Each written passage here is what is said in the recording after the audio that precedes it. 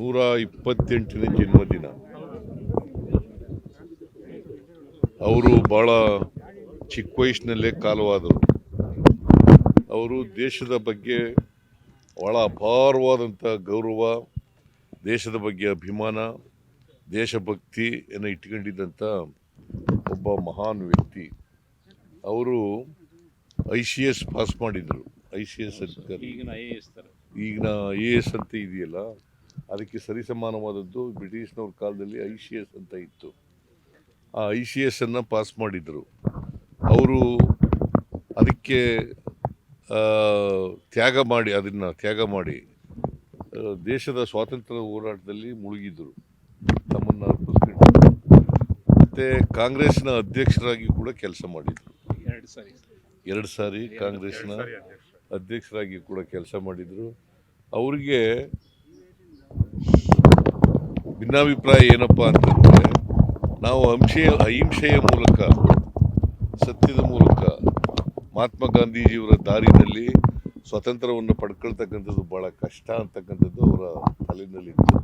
ಅದಕ್ಕೋಸ್ಕರ ಶಸ್ತ್ರಾಸ್ತ್ರವನ್ನು ಉಪಯೋಗಿಸಿ ನಾವು ಬ್ರಿಟಿಷ್ನವರನ್ನು ದೇಶದಿಂದ ಹೊರಗಡೆ ಓಡಿಸ್ಬೇಕು ಅಂತೇಳಿ ಅವರು INA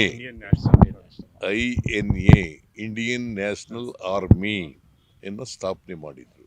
ಇಂಡಿಯನ್ ನ್ಯಾಷನಲ್ ಆರ್ಮಿಯನ್ನು ಸ್ಥಾಪನೆ ಮಾಡಿದರು. ಅವರು ಸಾವಿನ ಬಗ್ಗೆ ಜಪಾನ್ನಲ್ಲಿರುವಾಗ ಅವರು ಇದರಲ್ಲಿ ಎಂಥದ್ದು ವಿಮಾನ ದುರಂತದಲ್ಲಿ ಕಾಲವಾದರು ಅಂತಕ್ಕಂಥದ್ದು ನಮಗೆ. ಸೊ ಅವರು ಪಾಪ ದೇಶದ ಬಗ್ಗೆ ಅಪಾರವಾದಂಥ ಕಾಳಜಿಯನ್ನು, ದೇಶದ ಸ್ವಾತಂತ್ರ್ಯ ಬರಬೇಕು, ಈ ದೇಶಕ್ಕೆ ನಾವೆಲ್ಲರೂ ಕೂಡ ಸ್ವತಂತ್ರರಾಗಬೇಕು, ನಾವೆಲ್ಲರೂ ಕೂಡ ಬ್ರಿಟಿಷ್ನವರ ಆಳ್ವಿಕೆಯಿಂದ ಮುಕ್ತರಾಗಬೇಕು, ಗುಲಾಮಗಿರಿಯಿಂದ ಮುಕ್ತರಾಗಬೇಕು ಅಂತಕ್ಕಂಥ ವಿಚಾರವನ್ನು ಇಟ್ಟುಕೊಂಡು ಭಾಳ ದೇಶಾಭಿಮಾನದಿಂದ ದೇಶಕ್ಕೋಸ್ಕರ ತಮ್ಮ ಪ್ರಾಣವನ್ನೇ ತ್ಯಾಗ ಮಾಡಿರ್ತಕ್ಕಂಥವ್ರು, ಪ್ರಾಣವನ್ನೇ ಅರ್ಪಣೆ ಮಾಡಿರ್ತಕ್ಕಂಥ ವ್ಯಕ್ತಿ. ಅವರನ್ನು ಸರ್ಕಾರ ಭಾಳ ವಿನಮ್ರವಾಗಿ ಸ್ಮರಿಸ್ಕೊಳ್ತದೆ.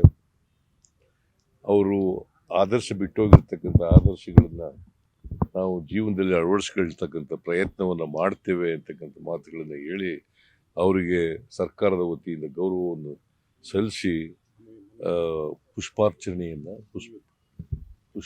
ಆಚರಣೆಯನ್ನು ಮಾಡಿದ್ದೀವಿ. ಇಡೀ ದೇಶದ ಜನರು ಅವರಿಗೆ ಋಣಿಯಾಗಿದ್ದಾರೆ ಅಂತಕ್ಕಂಥ ಮಾತುಗಳನ್ನು ಹೇಳಲಿಕ್ಕೆ ಬಯಸ್ತೀನಿ.